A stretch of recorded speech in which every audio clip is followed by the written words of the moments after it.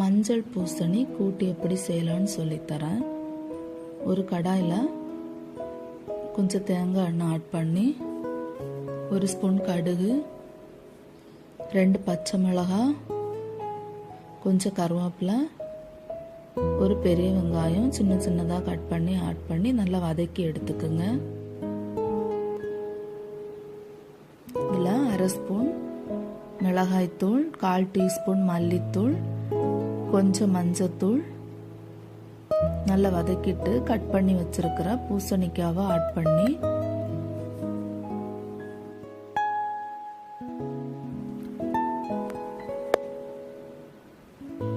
கொஞ்சம் பாசி பருப்பு தனியாக வேக வச்சு ஆட் பண்ணுறேன். பூசணிக்காய் கூட நம்ம வேக வச்சாச்சுன்னா பூசணிக்காய் சீக்கிரத்தில் வெந்துடும், பாசி பருப்பு வேகாது. அதனால் தனியாக வேக வச்சு சேர்த்துருங்க. இப்போது பூசணிக்காய் வேகிற வரைக்கும் மீடியம் ஃப்ளேமில் மூடி வச்சு ஒரு நிமிஷம் வேக வச்சு எடுத்துடலாம்.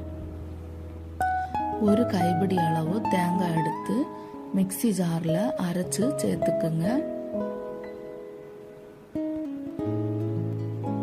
இப்போ கொஞ்சம் கிளறி விட்டுட்டு தேவையான அளவு கொஞ்சம் உப்பு ஆட் பண்ணி மறுபடியும் வதக்கி விட்டுடலாம்.